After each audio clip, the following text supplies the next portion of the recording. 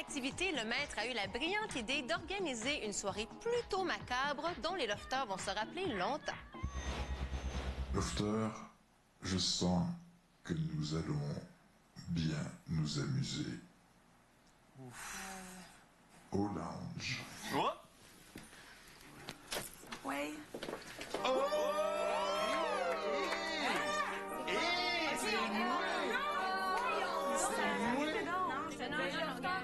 Je n'aime pas les cercueils. Lofter, ce soir, le loft se termine. Et ce soir, c'est la mort de votre personnage de Lofter.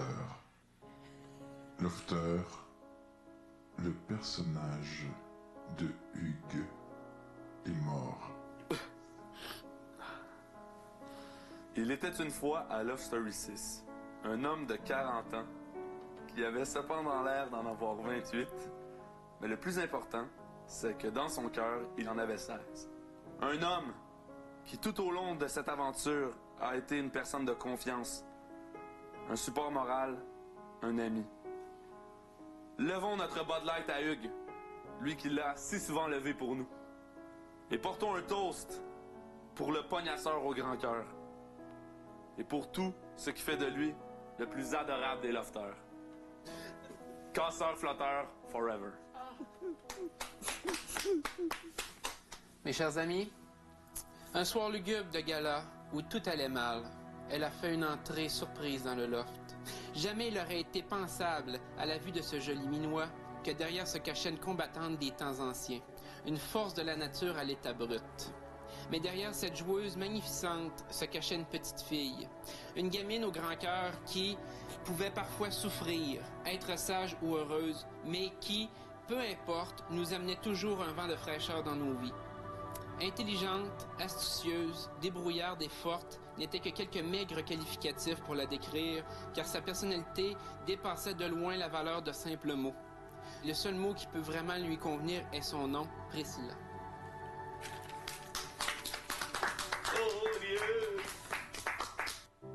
David, nous avons commencé cette aventure sans nous connaître, mais dès les premiers moments, j'ai vu que toi et moi, ça allait être plus qu'un feu de paille. Tu as été pour plusieurs dans cette aventure un exemple. Certes, un exemple de détermination, comme lorsque tu as fait le parcours militaire en moins de 30 secondes, en plus de grimper la corde sans les pieds. Wow! Sans les pieds. C'est malade quand je repense. Merci David, merci pour tout. Je t'aime, Hugues. Bonsoir à vous mes amis. Je lirai ce texte hommage à Dominique qui a été écrit par Cindy.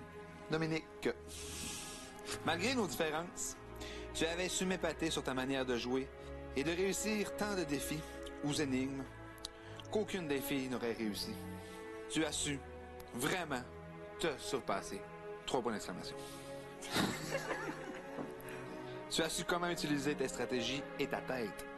Et tu as su suivre ton cœur et de ressentir les vrais côtés humains quand tout était trop froid, robotique et sombre. Nous t'aimons fort. Cindy. On l'appelait City Girl. Elle a su nous apprendre à bien appliquer le gloss, à agencer nos bijoux avec nos vêtements et à bien hydrater nos cheveux. Mais surtout, elle nous a appris qu'il est bon d'aimer les gens qui nous entourent et de leur faire savoir. Vous n'aviez qu'à lui sourire et voilà, vous pouviez atteindre son cœur. Elle était dotée d'une grande écoute et savait toujours trouver les mots justes pour nous réconforter dans les moments les plus sombres. Si elle l'avait pu, elle aurait réglé tous nos bobos à elle seule.